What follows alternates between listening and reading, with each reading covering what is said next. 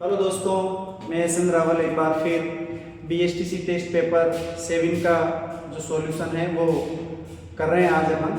तो दोस्तों, यदि आप मेरे YouTube चैनल पे नए हैं तो बिल्कुल आप सब्सक्राइब कीजिए दोस्तों, बेल आइकन बटन को दबाइए ताकि आने वाली वीडियो का नोटिफिकेशन आपको मिलता रहे। और दोस्तों, जैसा कि चाणक्य एजुकेशन एकेडमी इक्लेरा द्वारा हर साल BSTC की टेस्ट सीरीज आयोजित की जाती है और इस साल भी टेस्ट सीरीज चल रही है। तो यदि आप अपनी तैयारी को नई उड़ान देना चाहते हैं और अच्छे से तैयारी करना चाहते हैं तो बिल्कुल आप टेस्ट सीरीज ज्वाइन कर सकते हैं। और अगर आप कोचिंग ज्वाइन करना चाहते हैं तो बिल्कुल नए बैच में आपका स्वागत है दोस्तों। तो दोस्तों, आइए आज की क्लास जो कि शानदार मज़ेदार दमदार क्लास है शुरू करते हैं। और यदि आपको क्लास अच्छी लगती है तो दोस्तों लाइक और कमेंट कीजिए और ज़्यादा से ज़्यादा शेयर कीजिए। आज हम शिक्षण अभिरुचि का जो टेस्ट पेपर 7 है उसका सॉल्यूशन करने जा रहे हैं। आइए दोस्तों, शुरुआत करते हैं पहले क्वेश्चन से। देखिए, पहला क्वेश्चन है अपना, शिक्षा न केवल संस्कृति को संरक्षित करती है अपितु ये बाद में उसे, पहला ऑप्शन है समृद्ध बनाती है, ठीक है। दूसरा ऑप्शन देखिए, परिभाषित करती है, आध्यात्मिक बनाती है, जन समूह के मध्य प्रसिद्धि दिलाती है। तो बात अपन करें दोस्तों, देखिए शिक्षा और संस्कृति दोनों आपस में जुड़े हुए हैं। शिक्षा से क्या होता है, संस्कृति फलती फूलती है। और यूं कह सकते हैं कि शिक्षा के माध्यम से क्या होता है कि नए नए विचार जो होते हैं उन्हें संस्कृति में शामिल किया जाता है, अपनी परंपराओं में शामिल किया जाता है। इस कारण इस क्वेश्चन का जो आंसर है वो हो जाएगा समृद्ध बनाती है। शिक्षा क्या करती है, न केवल संस्कृति को संरक्षित करती है, संरक्षित का मतलब होता है बचाना, सुरक्षित करना, ठीक है, और सुरक्षित करती है, साथ के साथ क्या करती है, संस्कृति को समृद्ध भी बनाती है। अगला क्वेश्चन देखिए, निम्नलिखित में से कौन सी सृजनात्मकता की विशेषता नहीं है। पहला ऑप्शन नवीन चिंतन, बिल्कुल है, नवीन चिंतन, नया विचार, ठीक है। और नया विचार करोगे, नए नए विचार आपके मन में आएंगे तो सीधी सी बात है बालक क्या होगा, सृजनात्मक होगा। मौलिकता, अब देखो बात करें कि सृजनात्मकता की परिभाषा क्या होती है, जो मौलिक हो, जो नवीन हो, तो ये भी है। उत्पादकता, बिल्कुल परिणाम, आप कुछ बना रहे हो तो वो आपके सामने भी तो आएगा, तो इसका परिणाम उत्पादकता भी होगा। और परिवर्तनशीलता इसकी विशेषता नहीं है, ठीक है। अगला क्वेश्चन देखिए, विद्यार्थियों के कार्यों का निरंतर मूल्यांकन होना चाहिए। विद्यार्थियों के कार्यों का क्या होना चाहिए, मूल्यांकन, निरंतर मूल्यांकन होना चाहिए। क्यों होना चाहिए? पहला ऑप्शन सुनो, इससे वे अध्यापक के नियंत्रण में रहेंगे। दूसरा ऑप्शन, समय का सदुपयोग होगा। तीसरा ऑप्शन, विद्यार्थी सत्र पर्यंत अध्ययन के लिए प्रेरित होंगे। विद्यार्थियों को परीक्षा का अनुभव मिल जाएगा। चार में से कौन सा ऑप्शन सबसे बढ़िया है? तो दोस्तों इसमें ऑप्शन होगा अपना, विद्यार्थी सत्र पर्यंत अध्ययन के लिए प्रेरित होंगे। बात अपन करें, विद्यार्थियों का मूल्यांकन क्यों किया जाता है? विद्यार्थियों का मूल्यांकन इस वजह से किया जाता है ताकि बच्चे निरंतर क्या करते रहें, निरंतर अध्ययनशील रहें, निरंतर पढ़ते रहें, ताकि आगामी जो मूल्यांकन है, आगामी जो परीक्षाएं हैं उनमें अच्छे अंक आ सकें। तो उसमें स ऑप्शन राइट हो जाएगा। अगला अपना क्वेश्चन है, देखिए, किसी संगठन में कमजोर नेतृत्व का क्या परिणाम होगा? किसी संगठन में कमजोर नेतृत्व का क्या परिणाम होगा? संगठन टूट जाएगा, संगठन में विद्रोह हो जाएगा, संगठन में नई शक्ति का उदय होगा, संगठन का प्रत्येक सदस्य स्वतंत्र हो जाएगा। तो दोस्तों बात अपन कर देखो, इसका ऑप्शन तो होगा संगठन टूट जाएगा। और जब संगठन टूटेगा तो ही नई शक्ति का क्या होगा, उदय होगा, और प्रत्येक सदस्य भी क्या हो जाएगा, संगठन टूटने के बाद स्वतंत्र भी हो जाएगा। तो ये तो बाद की स्थितियां हो गई, संगठन में विद्रोह हो जाएगा, ये सब बाद की स्थितियां हैं। संगठन यदि नेतृत्व यदि कमजोर होगा तो पहला ऑप्शन क्या है अपना, संगठन टूटेगा। संगठन टूटेगा, विश्व विद्रोह होगा, नई नई शक्तियों का उदय होगा, और प्रत्येक व्यक्ति अपने आप को स्वतंत्र समझने लग जाएगा। बात अपन करें, आप ऐसे भी समझ सकते हो कि कोई भी राजा अगर बात अपन करें, कोई भी राजा है जो प्रभावशाली नहीं है, नेतृत्व करता नहीं है, तो फिर क्या होते हैं कि उसके अधीन जो राजा होते हैं वो अपने आप को स्वतंत्र महसूस करने लगते हैं, नई नई शक्तियों का उदय होता है। फिर तो सीधी बात है, अगर कमजोर नेतृत्व होगा तो संगठन क्या होगा, टूट जाएगा। अगला क्वेश्चन देखिए, शिक्षण प्रशिक्षण, ये प्रशिक्षण नहीं है दोस्तों, यहां पर है प्रशिक्षण। क्या है, प्रशिक्षण। हाँ ये देखिए, थोड़ा बात अपन करें, इसको मैं लिख देता हूं, थोड़ा सा देखिए, आप ज्यादा ही बड़ा होता है, थोड़ा सा देखिए। तो यहां पर प्रशिक्षण नहीं है, यहां पर है शिक्षण प्रशिक्षण है। क्या है दोस्तों, शिक्षण प्रशिक्षण। देखिए शिक्षण प्रशिक्षण का मुख्य उद्देश्य है, मुख्य उद्देश्य पूछा है आपसे, शिक्षण व्यवसाय के प्रति प्रेरित करना। अब ये उद्देश्य तो है लेकिन इसको मुख्य नहीं कह सकते। शिक्षण कौशलों की दक्षता विकसित करना, विद्यार्थियों की पहचान करके योग्यता विकसित करना, अध्यापकों की बढ़ती मांग की पूर्ति करना। तो दोस्तों शिक्षण प्रशिक्षण क्यों दिया जाता है, ताकि शिक्षण कौशलों की दक्षता विकसित हो सके, बच्चों के अंदर शिक्षण जो कौशल है, शिक्षण का जो कार्य है या शिक्षण की जो समझ है वो विकसित हो, उसमें शिक्षण करवाने में वो क्या हो, दक्ष हो। यही शिक्षण प्रशिक्षण का मुख्य उद्देश्य होता है। अगला क्वेश्चन देखिए, क्वेश्चन नंबर 6, एक छोटा बच्चा किसकी आदतें ग्रहण करता है? ऑप्शन देखिए, पहला ऑप्शन उसके मित्रों की, सहपाठी तथा विद्यालय के मित्रों, परिवार के सदस्यों की, उसके अध्यापकों की। तो इसका आंसर होगा दोस्तों परिवार के सदस्यों की, क्योंकि छोटा जो बच्चा होता है वो ज्यादातर समय, अधिक समय किसके साथ व्यतीत करता है, परिवार के सदस्यों के साथ व्यतीत करता है। इसी वजह से वो बच्चा क्या करेगा, परिवार के सदस्यों की आदतों को ही ग्रहण करेगा। क्वेश्चन नंबर 7 देखिए आप, मैं अपने समूह के सदस्यों की आवश्यकताओं की पूर्ति करने की कोशिश इस आशा के साथ करता हूं कि वे भी आज्ञाकारी व वफादारी से मेरे नेतृत्व को स्वीकार करेंगे। इस प्रकार का नेतृत्व होगा। तो देखो दोस्तों, प्रजातांत्रिक तो होगा नहीं, क्योंकि प्रजातांत्रिक में तो क्या होता है, सबकी सहमति ली जाती है, ठीक है। प्रभुत्ववादी क्या होगा, प्रभुत्ववादी होगा, क्योंकि कहीं ना कहीं ऐसा करने के बाद ही क्या करना चाहता है, अपने अनुयायियों पर प्रभुत्व जमाना चाहता है। तो आंसर क्या हो जाएगा, प्रभुत्ववादी होगा, समझौतावादी तो होगा ही नहीं, ठीक है, आशावादी होता ही नहीं। आगे देखो, क्वेश्चन नंबर 8 पे देखते हैं, विद्यार्थी के हित में अध्यापक का उत्तरदायित्व निहित है। विद्यार्थी के हित में अध्यापक का उत्तरदायित्व निहित है। पहला ऑप्शन देखिए, विद्यालय और समाज दोनों में, खेल के मैदान में, बाजार में। आप इस क्वेश्चन को ऐसे समझ सकते हो कि एक अध्यापक जो है वो विद्यार्थी हित का कार्य किस प्रकार कर सकता है, केवल विद्यालय में कर सकता है, विद्यालय और समाज दोनों में कर सकता है, खेल के मैदान में कर सकता है, या बाजार में कर सकता है। इजी सवाल है और आपका जवाब होना चाहिए क्या, विद्यालय और समाज दोनों में क्या कर सकता है, अध्यापक विद्यार्थी के हित का कार्य कर सकता है। कहीं ना कहीं अब बात अपन करेंगे दोस्तों, अध्यापक भी क्या होता है, सामाजिक प्राणी होता है, तो समाज के साथ जुड़ा होता है। तो समाज में भी, समाज के बच्चों के अंदर या समाज के अंदर जो बुराइयां होती है उनका भी निराकरण करता है। तो वो विद्यालय के अंदर भी विद्यार्थी का काम कर सकता है और समाज के अंदर भी कर सकता है। अच्छा, क्वेश्चन नंबर 9 की बात करते हैं। देखिए, आपकी दृष्टि से एक विद्यालय के प्रधानाध्यापक में सबसे महत्वपूर्ण आवश्यक गुण जो उनके व्यक्तित्व में होना चाहिए, प्रधानाध्यापक में सबसे महत्वपूर्ण क्या होना चाहिए, महत्वपूर्ण गुण जो उनके व्यक्तित्व में होना चाहिए। पहला, उच्च योग्यताधारी, यानी कि अच्छा पढ़ा लिखा हो, निष्पक्ष, ठीक है दोस्तों। इसके बाद और जो ऑप्शन है उन पर चर्चा कर लेते हैं। देखिए, हाँ देखिए, ज्ञानवान और कठोर। बताइए, प्रधानाध्यापक जो होता है उसके अंदर मुख्य रूप से किस प्रकार का गुण होना चाहिए? तो दोस्तों, इस क्वेश्चन का जो आंसर है वो हो जाएगा क्या, निष्पक्ष। क्या हो जाएगा, निष्पक्ष। देखो दोस्तों, उच्च योग्यताधारी, बात सुनिए आप, समझिए। प्रधानाध्यापक होगा तो योग्यताधारी तो होगा ही सही, बिना योग्यता के तो उसको प्रधानाध्यापक बनाएंगे नहीं। तो इस आधार पर ये ऑप्शन तो क्या हो जाता है, गलत साबित हो जाता है। दूसरी बात, यहां पर बात अपन करें, ज्ञानवान, बिल्कुल प्रधानाध्यापक है तो ज्ञानवान होगा, कठोर तो होगा नहीं, कठोर तो गलत है बिल्कुल भी।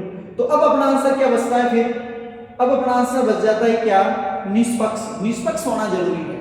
ताकि वो बच्चों के साथ में निष्पक्ष व्यवहार कर सके और अपने साथ के अध्यापकों के साथ में निष्पक्ष व्यवहार कर सके। जब बच्चों के साथ निष्पक्ष व्यवहार करेगा, अध्यापकों के साथ निष्पक्ष व्यवहार करेगा, कहीं ना कहीं इससे उनके प्रभाव, उनका जो व्यक्तित्व है वो प्रभावशाली बनेगा।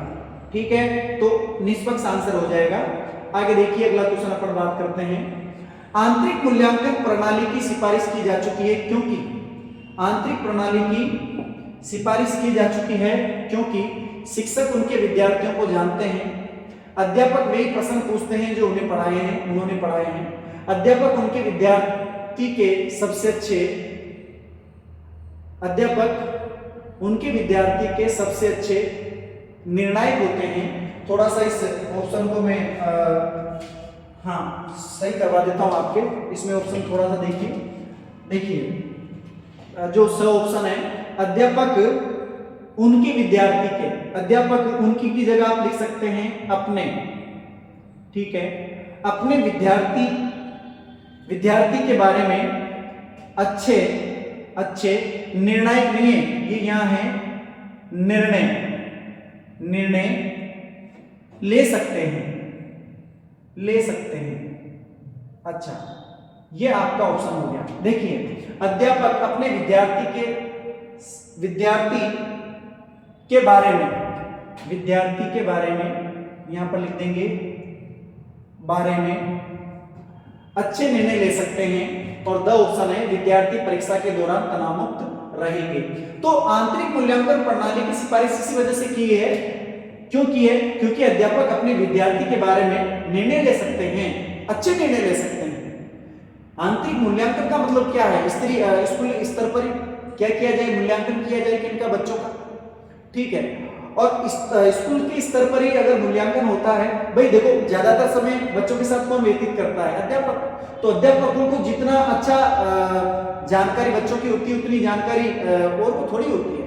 इसी वजह से अध्यापक अपने विद्यार्थी के बारे में अच्छे निर्णय ले सकते हैं। ये अपना ऑप्शन क्या हो जाएगा, सही हो जाएगा।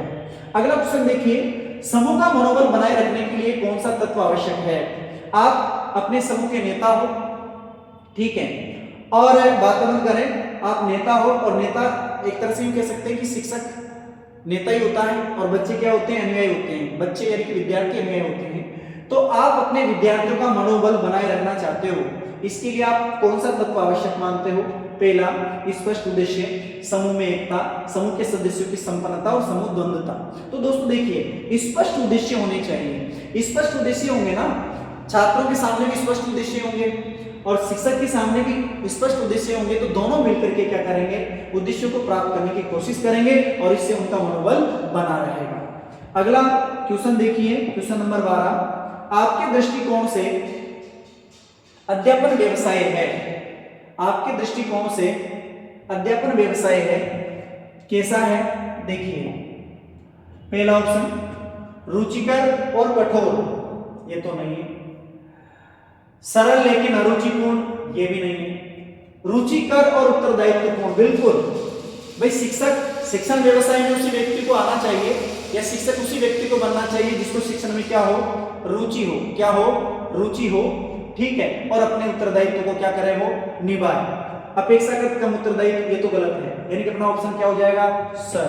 क्वेश्चन नंबर 13 पे देखिए, हमारी शिक्षा प्रणाली में सुधार दिखाई नहीं पड़ रहा क्योंकि पहला ऑप्शन है प्रशासक उदासीन है, शिक्षक उदासीन है, राजनीतिक उदासीन है, जनता उदासीन है। तो हमारी शिक्षा प्रणाली में सुधार दिखाई नहीं पड़ रहा क्योंकि राजनीतिक उदासीन है। क्यों? देखो सुनो, बात अपन करते हैं। शिक्षा प्रणाली में सुधार करना है, नहीं करना है, क्या निर्णय लिए गए हैं, किस प्रकार की शिक्षा बच्चों को देनी है, ये डिसाइडेड कौन करती है? सरकार करती है। कौन करती है? सरकार करती है। शिक्षक तो बेचारा विद्यालय में पढ़ाता है। सरकार जो विषय विशेषज्ञ होते हैं, बड़े बड़े जो विद्वान होते हैं, उनसे चर्चा वर्चा करके रखे और क्या करती है, शिक्षा नीतियां निर्धारित करती है। तो कहीं ना कहीं हमारी राजनीतिक उदासीन से मतलब है कि कहीं ना कहीं हमारी सरकार क्या है, शिक्षा के प्रति उदासीन है। इसी वजह से यूं कहें शिक्षा प्रणाली में सुधार दिखाई नहीं पड़ रहा। ठीक है, जैसे आप ऐसे भी समझ सकते हो कि जैसे भी आरबीएसई के अंदर अगला जो सेशन है वो अप्रैल से शुरू हुआ है, यानी कि सीबीएसई पैटर्न लाया गया है। तो सीबीएसई पैटर्न लाई कौन है? गवर्नमेंट ही तो लाई। ये सुधार किया किसने? गवर्नमेंट ने तो किया है। तो इसमें इसका मतलब आंसर क्या होगा? राजनीतिक उदासीन है, ये आंसर हो जाएगा। क्वेश्चन नंबर 14 पे देखिए, आपके कुछ विद्यार्थी आपके कक्षा में लगातार नहीं आ रहे हैं, ऐसे में एक शिक्षक के रूप में आप क्या करेंगे? क्या करेंगे भाई, क्यों नहीं आ रहे हैं? पहली बात तो यही है, उन विद्यार्थियों को दंडित, कोई ध्यान नहीं देंगे, गलत बात है, ध्यान तो देना पड़ेगा, पढ़ाओगे कैसे? उन विद्यार्थियों को दंडित करूंगा, दंडित तो करना ही नहीं है, शिक्षण को ज्यादा प्रभावी बनाऊंगा, ठीक है, मान सकते हैं, कारणों को जानूंगा और उन्हें दूर करने का प्रयास करूंगा। भाई पहला काम तो ये करेंगे कि आप विद्यालय में क्यों नहीं आ रहे, ये कारण जानने का प्रयास करेंगे और साथ के साथ कारणों को जान करके और जो समस्या है उसका हल करेंगे। क्वेश्चन नंबर 15 देखिए, अध्यापक बनने के बाद आप किस प्रकार का कार्य करना पसंद करेंगे? विद्यार्थियों की सहायता करना, विद्यार्थियों के ज्ञान स्तर को समृद्ध करना, विद्यार्थियों की शिकायत प्राचार्य को करना, गलत बात है, अपने विद्यालय में शिक्षण स्तर को बढ़ाना। अब सुनो दोस्तों, विद्यार्थियों की सहायता करना, सहायता करेगा किस रूप में? अरे भाई विद्यार्थियों के ज्ञान स्तर को समृद्ध करना, विद्यार्थियों के ज्ञान स्तर को बढ़ा रहा है तो एक तरह से विद्यार्थियों की सहायता भी कर रहा है और विद्यालय में शिक्षण स्तर को भी बढ़ा रहा है। यानी कि ये जो ऑप्शन है ब, ये इस ब जो ऑप्शन है ये इन दोनों को क्या कर लेता है, अपने में शामिल कर लेता है। इस वजह से अपना आंसर क्या हो जाएगा? ब हो जाएगा। विद्यार्थियों के ज्ञान स्तर को बढ़ाएगा तो कहीं ना कहीं विद्यार्थियों की सहायता कर रहा है, ठीक है, और अपने विद्यालय में शिक्षण स्तर, बच्चों का ज्ञान स्तर अगर बढ़ेगा तो विद्यालय का जो स्तर है, शिक्षण स्तर, वो अपने आप क्या हो जाएगा? बढ़ जाएगा। क्वेश्चन नंबर 16 देखिए, आप अपने विद्यार्थी को किस प्रकार का गृह कार्य देना पसंद करेंगे? पहला ऑप्शन कठिन एवं जटिल, गलत बात है, कठिन तो देंगे नहीं, हाँ इतना कठिन भी नहीं देना कि बच्चा कर ही नहीं पाए, तो ये तो ऑप्शन अपना गलत हो गया। कठिन एवं जटिल की वजह से पूरा पढ़ने की आवश्यकता नहीं है, समय बचा सकते हैं आप इस तरह से। सरल एवं मनोरंजन पूर्ण गृह कार्य, ताकि वे इसे अपनी सुविधा से हल कर सके। सरल एवं मनोरंजन, अब सुनो भाई, सरल तो होना भी चाहिए, मनोरंजन पूर्ण भी होना चाहिए, लेकिन इतना ज्यादा सरल भी नहीं होना चाहिए कि फिर वो उसका स्तर क्या हो जाए, घट जाए। अरुचिपूर्ण, ताकि वे वैसे ही उग जाएं, ये वैसे ही है, वैसे ही उग जाएं, तो ये भी गलत हुआ। अब देखिए दो ऑप्शन अपने पास बचते हैं, यानी कि पहला ऑप्शन काट दिया मैंने, दूसरा ऑप्शन काट दिया, अब दो ऑप्शन आपके पास बच रहे हैं, सरल एवं मनोरंजन पूर्ण गृह कार्य, ताकि वे इसे अपनी सुविधा से हल कर सके, और द ऑप्शन अपना है संक्षिप्त एवं उत्तेजना से पूर्ण, ताकि वे इसे स्वयं हल कर सके। तो देखो दोस्तों, संक्षिप्त होना चाहिए, उत्तेजना से पूर्ण होना चाहिए। उत्तेजना से मतलब एक्साइटेड, बच्चा ज्यादा से ज्यादा क्या नाम है, गृह कार्य करने की कोशिश वो करे, ऐसी इच्छा उसके मन में हो, इस वजह से अपना आंसर क्या हो जाएगा? द हो जाएगा। हालांकि ज्यादातर बच्चे जो है वो सरल और मनोरंजन पर जाएंगे, ठीक है, लेकिन देखो मनोरंजन ही शिक्षा का उद्देश्य नहीं है दोस्तों, ये भी आपको ध्यान रखना चाहिए। तो होमवर्क कैसा होना चाहिए? संक्षिप्त होना चाहिए और उत्तेजनापूर्ण होना चाहिए, एक्साइटेड, बच्चे ज्यादा से ज्यादा सीखने की क्या करें, उसे कोशिश करेंगे। क्वेश्चन नंबर 17 देखिए, अभी तक आपने जो शिक्षा प्राप्त की है वह समय काटने का पड़ाव रहा है, गलत बात है, समय काटने का पड़ाव थोड़ी रहा है, शिक्षा समय काटने का पड़ाव माध्यम थोड़ी होता है, उपयोगी और मूल्यवान रहा है, यह आपके धन संपत्ति प्राप्त करने के जुनून को बढ़ाने वाला रहा नहीं, ये नैतिक मूल्यों रहित रहा, रहित तो गलत, सही तो होता तो फिर भी इस पे विचार करते, यानी कि अपना ऑप्शन हो जाएगा उपयोगी और मूल्यवान रहा है। शिक्षा व्यक्तित्व के यूं कहें कि शिक्षा जो होती है वो व्यक्ति का सर्वांगीण विकास करती है, तो भी सर्वांगीण विकास करेगी तो उपयोगी और मूल्यवान ही तो हुई, यहाँ मूल्यवान नहीं है, मूल्यवान है, ये थोड़ा सा आप देख लेना, मैं लिख दूं यहाँ पर, थोड़ा सा देखिए, यहाँ मूल्यवान है भाई। अच्छा, बात करते हैं मूल्यवान, ठीक है, अच्छा मूल्यवान रही है, बिल्कुल शिक्षा मूल्यवान होती है, उपयोगी होती है। शिक्षा हमें एक ऐसे स्तर पर लाके, शिक्षा हमें इस काबिल बनाती है कि अपन अपने जीवन को क्या कर सकें, सरलता और श्रेष्ठता के साथ जी सकें। क्वेश्चन नंबर 18 की बात करते हैं दोस्तों, क्वेश्चन नंबर 18 पर बात करते हैं, आइए देखिए, क्वेश्चन नंबर 18 की बात करते हैं, अध्यापक ये जानना चाहता हो कि उसका शिक्षण प्रभावी है या नहीं, तो उसे शिक्षण के दौरान ही क्या करना चाहिए। आप शिक्षक हो, आप जानना चाह रहे हो कि मैंने जो शिक्षण करवाया है वो प्रभावी हुआ है या नहीं हुआ है, या बच्चों ने सीखा है या नहीं सीखा है, इसका टेस्ट करने के लिए आप क्या करोगे, विद्यार्थियों को हंसाना चाहिए, गलत बात है, लापरवाह विद्यार्थियों को दल उत्साहित करना चाहिए, नहीं, कमजोर विद्यार्थियों को निष्कासित कर देना चाहिए, ये भी नहीं होगा, पढ़ाना तो सभी को है, सुसंगत प्रश्न पूछने चाहिए, ये सही बात है। सुसंगत का मतलब होता है जो विषय वस्तु आपने पढ़ाई है उससे संबंधित आप क्या करें, प्रश्न पूछें, और जब बच्चा अगर जवाब देता है तो आप बच्चा आपके प्रश्नों का जवाब यदि देता है तो निश्चित रूप से आपका जो शिक्षण है वो प्रभावी हुआ है, आपने जो विषय वस्तु पढ़ाई है वो बच्चों ने सीखी है, ये इसका आंसर होगा। सुसंगत प्रश्न पूछने चाहिए। चलो क्वेश्चन नंबर 19 में देखते हैं, शिक्षा सर्वोत्तम रूप से है, सर्वोत्तम सर्वोत्तम पूछा है, ठीक है, सभी में उत्तम आंसर आपको ढूंढना है। बालकों के समग्र विकास की प्रक्रिया, बालकों के सामूहिक विकास, विद्यार्थियों के मध्य धार्मिक और धार्मिकता की शिक्षा देने की प्रक्रिया, ये तो बिल्कुल गलत हो गया। बालकों का बौद्धिक विकास करना, तो देखो दोस्तों, बौद्धिक और सामूहिक यानी कि समग्र, अब समग्र का मतलब सर्वांगीण, तो सर्वांगीण में बौद्धिक भी आ गया और सामूहिक भी आ गया, यानी कि ये दोनों किस में आ गए, अ वाले ऑप्शन में आ गए। तो अपना आंसर क्या हो जाएगा, बालकों के समग्र विकास की प्रक्रिया है क्या, शिक्षा। ठीक है, बात अपन करते हैं क्वेश्चन नंबर 20 पर देखते हैं। क्वेश्चन नंबर 20 पर देखते हैं दोस्तों, देखिए क्वेश्चन नंबर 20 है, नया पाठ आरंभ करने से पूर्व पुराने पाठ को दोहराना चाहिए क्योंकि विद्यार्थी की योग्यता की जांच हो जाती है। यदि नया पाठ पुराने पाठ से संबंधित है तो नया पाठ आसानी से समझ आ जाता है। विद्यार्थी पुराना पाठ पढ़ने के पश्चात विद्यालय आते हैं, ये कक्षा अनुशासन बनाए रखने में मददगार होता है। तो दोस्तों देखिए, बात अपन करें, आंसर तो अपना क्या है इसमें, ब है। देखिए यदि नया पाठ, नया ज्ञान पुराने ज्ञान से संबंधित है तो उससे क्या होता है कि जो नया ज्ञान है वो और ज्यादा समझ में आता है। कि यदि नया पाठ पुराने पाठ से संबंधित है तो नया पाठ आसानी से समझ में आ जाता है, यानी कि पुराने ज्ञान को नए ज्ञान के साथ जोड़ करके आप क्या करोगे, बच्चों को सिखाओगे तो वो ज्यादा सीखेगा। इसी वजह से क्या करना चाहिए, नया पाठ आरंभ करने से पूर्व पुराने पाठ को दोहराना चाहिए, ताकि बच्चे की कनेक्टिविटी जो है, बच्चा जो है वो जुड़ सके नए ज्ञान से। ठीक है, क्वेश्चन नंबर 21 पे देखिए, शिक्षण की आवश्यकता होती है युवाओं को नौकरी दिलाने के लिए। चलो ठीक है, आगे बढ़ते हैं, आगे ऑप्शन देखते हैं। समृद्ध समाज बनाने के लिए, ठीक है, नई पीढ़ी में जोश लाने के लिए, जोश तो नहीं, ये तो क्या होगा, जोश तो होगा ही नहीं। समृद्ध समाज के साथ मानव का सर्वांगीण विकास। ठीक है दोस्तों, समृद्ध समाज आ गया, नौकरी भी मिलेगी सही अगर अच्छी एजुकेशन प्राप्त की है तो उसमें, तो ये इसमें शामिल हो जाएगा, समृद्ध समाज के साथ मानव का सर्वांगीण विकास। क्वेश्चन नंबर 22 की बात करते हैं, मापनी जो मदों अथवा व्यक्तियों को उच्चतम से निम्नतम तक श्रेणीबद्ध करती है कहलाती है क्रमिक मापनी। क्रमिक का मतलब है क्रम से, पहले उच्चतम फिर निम्नतम, तो क्रम, एक क्रम बना दे, वो कौन सी होगी, क्रमिक मापनी होगी। गुणों के आधार पर कह सकते हो, लंबाई के आधार पर आप कह सकते हो, यानी कि बड़ा फिर छोटा फिर छोटा फिर छोटा, ऐसा। ठीक है, तो ये क्रमिक मापनी होगी। क्वेश्चन नंबर 23 की बात करें, यदि कोई छात्र किसी अध्यापक के प्रति अपमानजनक शब्दों का प्रयोग करे तो आप क्या करेंगे। कोई छात्र है जो आपके साथी अध्यापक के प्रति क्या करता है, अपमानजनक शब्दों का प्रयोग करता है, ऐसी स्थिति में आप क्या करोगे।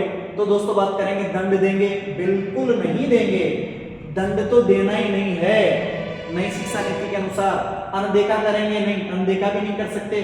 अनदेखा करेंगे तो हो सकता है वो आपके प्रति भी इस तरह की बातें बोले आने वाले समय में। संबंधित अध्यापक से शिकायत करेंगे नहीं, शिकायत नहीं करेंगे। शिकायत क्यों करेंगे भाई, आप शिकायत कर रहे हो तो इसका मतलब आप अध्यापक नहीं हो, कि आपके अंदर ये योग्यता नहीं कि आप क्या कर सको, उसे उसकी गलती का एहसास करवाएंगे कि बेटा आपने जो किया है वो अच्छा नहीं किया है। ठीक है, उसे आप उसकी गलती का एहसास कराएंगे और वो दोबारा से गलती नहीं करेगा। तो आंसर हो जाएगा द। क्वेश्चन नंबर 24 में देखिए, स्कूल का मुख्य उद्देश्य होना चाहिए, स्कूल का मुख्य उद्देश्य क्या होना चाहिए आपके हिसाब से, उच्च उत्तीर्ण प्रतिशतता, पाठ्यक्रम पूरा करना, बालकों का अनुशासित जीवन, सक्षमताओं का अर्जन, क्या होना चाहिए बताइए आप। क्वेश्चन नंबर 24 की बात अपन करते हैं, तो देखिए दोस्तों, क्वेश्चन नंबर 24 की बात अपन करें तो अपना आंसर हो जाएगा इसमें क्या, सक्षमताओं का अर्जन, यानी कि हमें वो सारी क्षमताएं बच्चे के अंदर विकसित करनी है जो उसके जीवन को क्या कर सकती है, अच्छा बना सकती है, श्रेष्ठ बना सकती है, उसे एक अच्छे लेवल पे ले जा सकती है। वो सारी क्षमताएं हमें क्या करनी है, बच्चों के अंदर विकसित करनी है, और स्कूल का मुख्य उद्देश्य ये होना चाहिए। ठीक है, क्वेश्चन नंबर 25 देखिए, अच्छी शिक्षा की पहचान है अच्छी स्कूल सुविधाएं, अच्छे मानवीय संबंध, अच्छे शिक्षक एवं अच्छा स्कूली वातावरण, अच्छे कक्षा प्रक्रम और अच्छा अधिगम, यही है भाई। बच्चा स्कूल जा किसके लिए रहा है, अच्छा अधिगम करने के लिए, अच्छा सीखने के लिए। प्रक्रम का मतलब यहाँ पर योजनाएं, अच्छी कक्षा योजनाएं और अच्छा अधिगम, यानी कि कक्षाओं के अंदर क्या होनी चाहिए, अच्छी योजनाएं बनानी चाहिए अध्यापक को, और अच्छा, ताकि बच्चा अधिक से अधिक क्या कर सके, अधिगम कर सके, अच्छा अधिगम कर सके। ये अच्छी शिक्षा की क्या है, पहचान है। अच्छी स्कूलन सुविधाओं का मतलब, अच्छी स्कूलन सुविधाओं से तो मतलब ये है कि जैसे मान लीजिए स्कूल बड़ी है, बिल्डिंगें बहुत बड़ी है, नाम बहुत है, लेकिन शिक्षा वहां पर अच्छी नहीं है। अच्छे मानवीय संबंध, अच्छे शिक्षक में, अच्छा स्कूली वातावरण। तो बात अपन करें दोस्तों, ये दोनों जो है वो इससे पूरे हो जाएंगे, अच्छे कक्षा प्रक्रम और अच्छा अधिगम से। क्वेश्चन नंबर 26 की बात करते हैं। क्वेश्चन नंबर 26 की बात करें दोस्तों, तो देखिए आप, हाँ, क्वेश्चन नंबर 26 पे देखिए, प्राथमिक कक्षा के विद्यार्थियों को कैसे कार्य देंगे। आप प्राथमिक विद्यालय में अध्यापक हैं, तो आप कैसे कार्य देंगे बच्चों को। छोटे तथा लचीले कार्य, सृजनात्मक कार्य, अमूर्त कार्य, इनमें से कोई नहीं। तो छोटे तथा लचीले कार्य देंगे। प्राथमिक विद्यालय के अंदर बच्चे छोटे होते हैं, छोटे कार्य और लचीले कार्य जिनको बच्चे क्या करें, आसानी से कर सके। अनौपचारिक शिक्षा का सर्वाधिक सशक्त माध्यम है। तो दोस्तों इसमें थोड़ा सा क्या कर लेना, सुधार कर लेना। यहां पर बात अपन करते हैं कि दूरदर्शन की जगह आपको, मैंने आप वैसे ऑप्शन करवा दिया था आपको सही, परिवार करना है, ठीक है। दूरदर्शन की जगह ऑप्शन क्या करना है, परिवार करना है। अब क्वेश्चन देखिए, अनौपचारिक शिक्षा का सर्वाधिक सशक्त माध्यम है, क्या होगा, परिवार होगा, आकाशवाणी होगा, चलचित्र होगा, समाचार पत्र होगा। तो आंसर हो जाएगा परिवार। अनौपचारिक शिक्षा का सर्वाधिक सशक्त माध्यम क्या है, परिवार ही तो है। बाकी ये जो है आकाशवाणी, चलचित्र, समाचार पत्र, ये सब निरौपचारिक शिक्षा में जाएंगे दोस्तों। क्वेश्चन नंबर 28 पे देखिए, निम्नांकित में से किससे मूल्य की संज्ञा नहीं दी जा सकती। इसमें भी थोड़ा सा आप सुधार कर लेना दोस्तों। इसका भी ऑप्शन थोड़ा सा, ये अंतरराष्ट्रीय है, इसकी जगह आप लिख देंगे भौतिक। क्या लिखेंगे, भौतिक। वैसे मैं कक्षा में करवा चुका हूं आपको, भौतिक। अब देखिए, निम्नांकित में से किसे मूल्य की संज्ञा नहीं दी जाएगी। राष्ट्रीयता, बिल्कुल, अपने देश के प्रति देश प्रेम, यही तो राष्ट्रीयता है, तो मूल्य की संज्ञा में आएगा। आध्यात्मिकता, बिल्कुल, धर्म संस्कृति, हाँ, धर्म और धर्म का पालन करना, संस्कृति को जीवित रखना, ये सब क्या है, मानवीय मूल्य हैं। दूरदर्शिता, आगे की सोच, नवीन सोच, ये सब मानवीय मूल्य हैं। यानी कि बात अपन करते हैं, मूल्यों की संज्ञा किसको नहीं दे सकते आप, मूल्यों की संज्ञा आप नहीं दोगे किसको, मूल्यों की संज्ञा आप किसको नहीं दोगे दोस्तों, भौतिक को नहीं दोगे। किसको नहीं दोगे, भौतिक को नहीं दोगे। और ये अपना ऑप्शन क्या होगा, सही होगा, ठीक है। अगला क्वेश्चन देखते हैं, एक विद्यार्थी, हाँ, एक सही शिक्षक वह है जो, क्वेश्चन देखिए, एक सही शिक्षक वह है जो विषय को सही ढंग से पढ़ाता है, विद्यार्थियों को प्रेरित करता है, विद्यार्थियों के साथ मित्रवत हो, इनमें से कोई नहीं। तो दोस्तों सही शिक्षक वही है जो विद्यार्थियों को क्या करता है, प्रेरित करता है, पढ़ने की इच्छा जागृत करता है, ठीक है। हालांकि ये ऑप्शन भी सही ढंग से पढ़ाता है, विद्यार्थियों के साथ मित्रवत व्यवहार रखता है, ये भी सही है। लेकिन इनमें से तीन में से सबसे बड़े ऑप्शन ये होगा, इनमें विद्यार्थियों को प्रेरित करता है। क्वेश्चन नंबर 30 पे देखिए, सहायक सामग्री के उपयोग में किसे आप अधिक महत्व देंगे। यानी कि आप शिक्षण कार्य करवा रहे हो, शिक्षण कार्य करवाते समय आप क्या करते हो, शिक्षण सहायक सामग्री का उपयोग करते हो। तो आप जो शिक्षक सहायक जो सामग्री है जिसका आप उपयोग करना चाहते हो छात्रों को पढ़ाते समय, तो आप किस आधार पर शिक्षण सहायक सामग्री का चुनाव करोगे। मूल्य के आधार पर, मतलब ज्यादा महंगी होगी तो नहीं लाएंगे, सस्ती होगी तो ले आएंगे।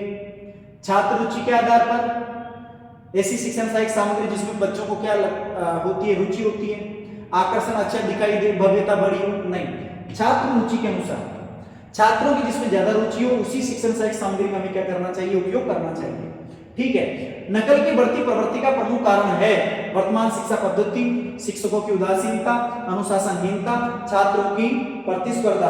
तो आंसर क्या होगा दोस्तों, आंसर की बात करें तो देखिए, नकल की बढ़ती प्रवृत्ति का प्रमुख कारण क्या है, वर्तमान की शिक्षा पद्धति। कहीं ना कहीं बच्चों को रटवाया जा रहा है, जब रटाया परीक्षा के अंदर नहीं आता है तो बच्चा क्या करता है, फिर नकल करने की कोशिश करता है ना, यही कारण है। तो वर्तमान की शिक्षा पद्धति इसमें आंसर हो जाएगा।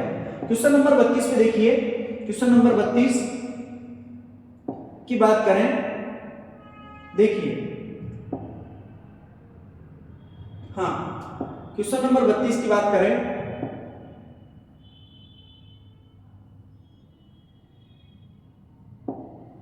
अच्छा, क्वेश्चन नंबर 32 की अपन बात करते हैं दोस्तों।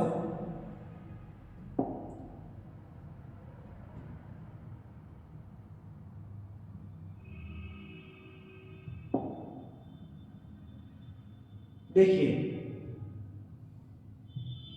बात करते हैं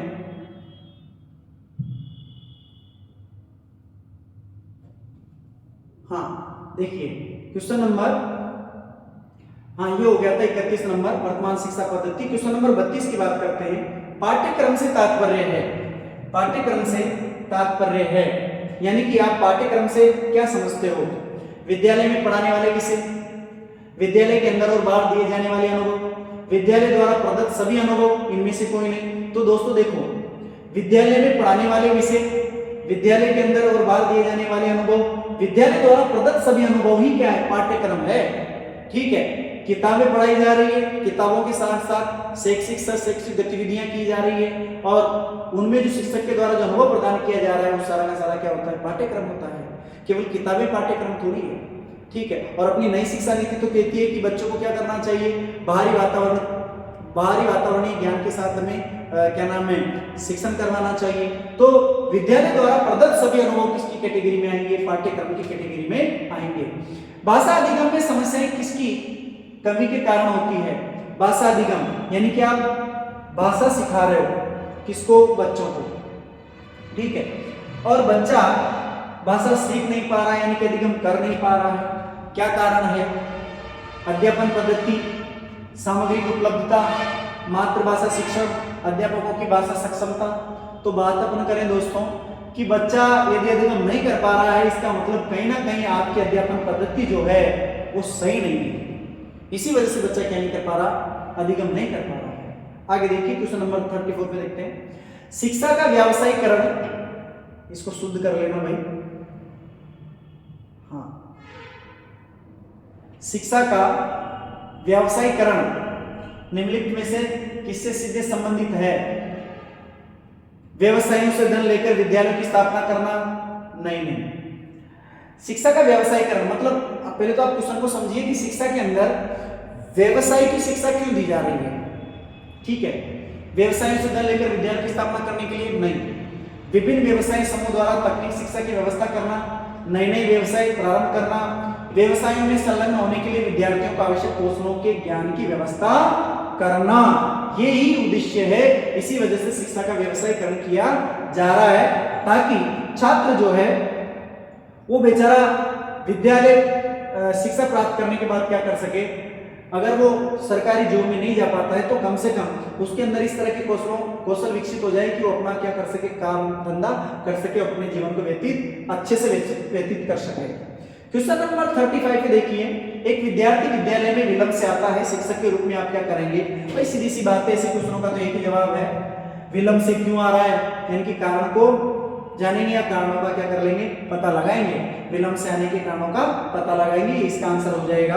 आगे बढ़ते हैं, क्वेश्चन नंबर 36 पे आते हैं दोस्तों। देखिए क्वेश्चन नंबर 36, निम्न का सार्थक क्रम कौन सा होगा? निम्न का सार्थक क्रम कौन सा होगा? क्वेश्चन नंबर 36 के आंसर देखिए आप, यानी कि ये अपने पास ऑप्शन है, इनमें से आपको जवाब देना है, क्रम बताना है। पहली बात तो मैं आपको बता दूं कि इसमें से आपको क्या करना है, जैसे कि मैं पेपर में करवा चुका हूं, एक ऑप्शन जो है उसको थोड़ा सा अपन चेंज कर लेंगे। यहाँ पर अपने को करना है सी, बी और ऑप्शन कर देंगे डी, ये। अच्छा, ये ऑप्शन अपना हो गया। अब देखिए क्रम कैसे जमाएंगे। देखो, सबसे पहले तो की जाती है क्या? परिकल्पना किसी की, फिर परिकल्पना के बाद बारी आती किसकी? आधार की। आधार के आधार पर भी क्या किया जाता है? तर्क किए जाते हैं, और तर्क के बाद पर तर्क करते हुए अपन किस पे पहुंचते हैं? निर्णय या कह दो निष्कर्ष। ठीक है, यानी कि सबसे पहले क्या? परिकल्पना की जाती है, फिर आधार तैयार होता है, फिर तर्कों के आधार पर क्या होता है? निर्णय या निष्कर्ष पर पहुंचते हैं। यानी कि अपना ऑप्शन क्या होना चाहिए? सबसे पहले परिकल्पना यानी कि सी, ठीक है, और आधार किस पे है? बी पे, बी, ठीक है भाई। तर्क किस पे है? ए पे, नहीं, तर्क किस पे? डी पे, सी, सी बी डी ए, ये ऑप्शन अपना सही होगा। ठीक है। अच्छा, क्वेश्चन नंबर 37 की बात करें। क्वेश्चन नंबर 37 की बात कर लेते हैं। शिक्षा में विद्यार्थियों की सफलता मुख्य रूप से निर्भर है।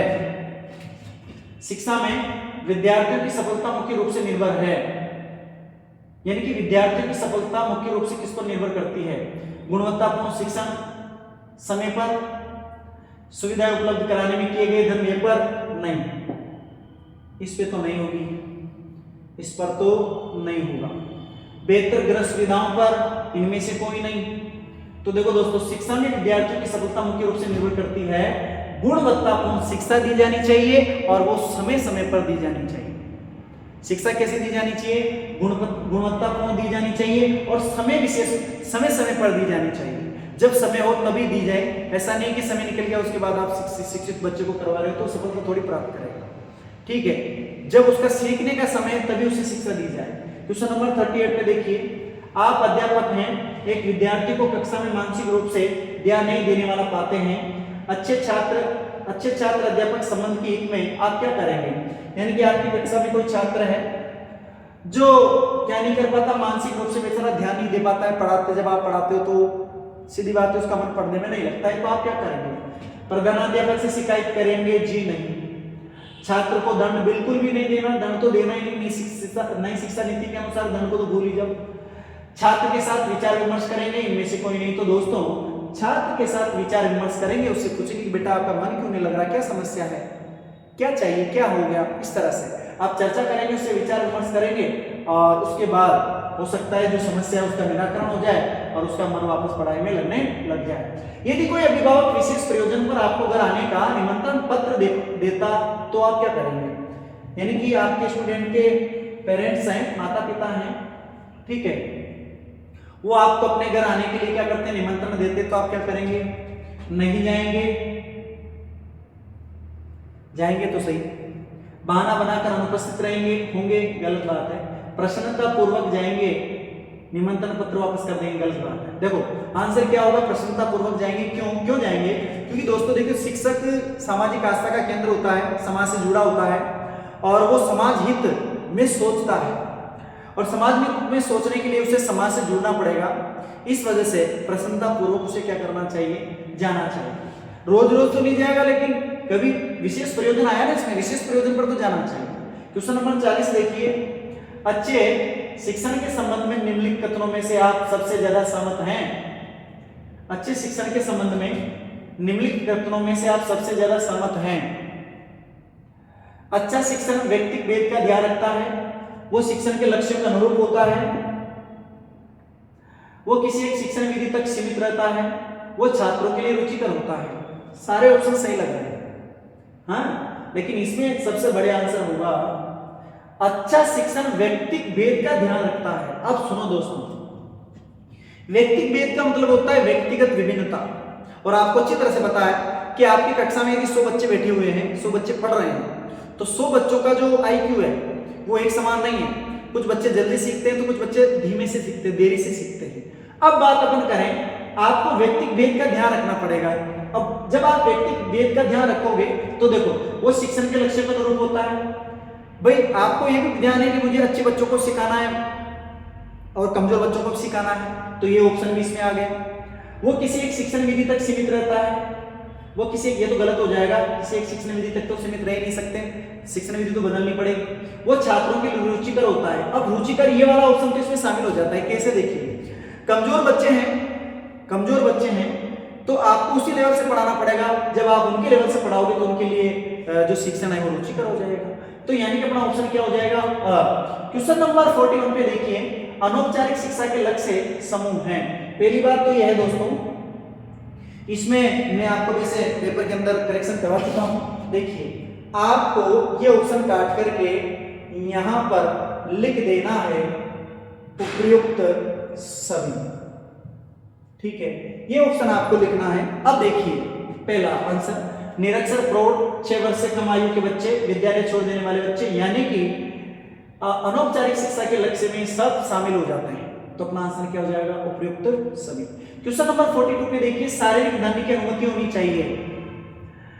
अनुशासन बनाए रखने के लिए, सकारात्मक व्यवहार सुदृढ़ करने में, शिक्षकों का सम्मान बढ़ाने के लिए, किसी भी परिस्थिति में नहीं। मैं कह चुका हूं कि अपनी जो नई शिक्षा नीति है NEP 2020, नई शिक्षा नीति जो 2020 है वो कहती है कि आपको बच्चे को दंड, तो शारीरिक दंड की तो अनुमति वो देती ही नहीं है, ठीक है। तो किसी भी परिस्थिति में बच्चों को शारीरिक दंड नहीं देना है। क्वेश्चन नंबर बात अपन करते हैं 43 पर। किस प्रकार का व्यक्ति एक ही कार्य को कई अवसरों पर तरह तरह से कर सकता है? ये तो आंसर आप दे सकते हो दोस्तों। एक ही कार्य को तरह तरह से करने की शक्ति किसके अंदर होगी? सृजनशील के अंदर ही तो होगी। वही क्या करेगा? तरह तरह से कार्य करने के बारे में सोच सकता है। अगर आप विज्ञान की शिक्षक है तो आप बच्चों को कैसे पढ़ाना पसंद करेंगे? कैसे करोगे? स्वयं पाठ पढ़कर, बच्चों को खड़ा करके पाठ पढ़ाकर, या फिर देखिए, या फिर अपन बात करते हैं पहले विषय वस्तु बताएंगे, फिर संभव हो तो प्रयोगशाला में प्रयोग से समझाएंगे, महत्वपूर्ण प्रश्न बता दोगे? नहीं। यानी कि अपना ऑप्शन अब तो आपको पता चली गया होगा सर, पहले विषय वस्तु बताएंगे, फिर संभव हो तो प्रयोगशाला में प्रयोग से समझाएंगे। क्योंकि देखो साइंस का स्टूडेंट है, साइंस तो वैसे भी क्या है, प्रैक्टिकली सब्जेक्ट है, तो प्रैक्टिकल करके ही उसको पढ़ाना उचित होगा। क्वेश्चन नंबर 45 पे देखिए, वही शिक्षक प्रभावी माना जाता है जो विषय पर अधिकार रखता हो, सुंदर हो, वाक कौशल में निपुण हो, उच्च परिवार से संबंधित हो। सबसे अच्छी विशेषता ये होनी चाहिए, विषय पर अधिकार रखता हो, ठीक है। सुंदर हो नहीं हो कोई फर्क नहीं पड़ता, और विषय पर अगर अधिकार होगा तो वाक कौशल में अच्छा होगा, ठीक है। ये बात की बात है, अपना ऑप्शन A हो जाएगा। क्वेश्चन नंबर 46 पे देखिए, व्यक्ति के विकास में महत्वपूर्ण होने की दृष्टि से निम्नलिखित का स्वाभाविक क्रम होता है। यानी कि व्यक्ति का विकास किस क्रम में होता है? ठीक है, बात करें परिवार, देश, समुदाय, विश्व। अब बात अपन करें दोस्तों, सबसे पहले तो बच्चा जो होता है वो परिवार में सीखता है। कहां पर सीखता है? परिवार में, ठीक है। परिवार में जब वो थोड़ा सा बड़ा होता है तो फिर वो समाज में आना जाना शुरू कर देता है, यानी कि समुदाय, ठीक है, समुदाय। आगे बढ़े, समाज के बाद बारी आती है फिर देश की, और देश के बाद बारी आएगी फिर विश्व की। किसकी आएगी? विश्व की। इस तरह से क्रम होता है। अब आप देख लीजिए आंसर कौन सा होना चाहिए, कौन सा होना चाहिए? सबसे पहले क्या करना? सबसे पहले परिवार यानी कि ए, फिर देखो आप सी, ए सी बी, ए सी बी और डी, ये ऑप्शन राइट हो जाएगा ब, ठीक है। अच्छा, क्वेश्चन नंबर 47 पे देखिए, विद्यालय के समय के पूर्व तथा बाद में आप निम्नलिखित में से कौन सा काम करना पसंद करेंगे? विद्यालय के समय के पूर्व तथा बाद में आप निम्नलिखित में कौन सा कार्य करना चाहेंगे? यानी कि विद्यालय के बाद, उसके पहले और उसके बाद में। विद्यालय से पूर्व यानी कि आप विद्यालय नहीं आ रहे उसके पहले, और विद्यालय आने के बाद, छुट्टी होने के बाद आप कौन सा कार्य करेंगे? निजी व्यवसाय करेंगे, प्राकृतिक चिकित्सा करेंगे, धार्मिक कार्यक्रम का आयोजन करेंगे, घर में बच्चों को पढ़ाएंगे। बिल्कुल, घर में बच्चों को क्या करेंगे? पढ़ाएंगे, ठीक है। क्वेश्चन नंबर 48 पे देखिए, शिक्षक व्यवसाय में उन्हें जाना चाहिए जो ज्ञानवान हो, चतुर हो, बालकों में रुचि लेते हो। बिल्कुल, बालकों में रुचि लेते हो उन्हीं को क्या करना चाहिए? शिक्षक व्यवसाय में जाना चाहिए, ठीक है। ज्ञानवान है लेकिन रुचि नहीं है तो फिर वो ज्ञान भी किसी काम का नहीं होगा, ठीक है दोस्तों। क्वेश्चन नंबर 49 पे देखिए, प्रभावी शिक्षक आप उसे मानेंगे जो बालकों को अच्छे अंक दिला सके, ठीक है।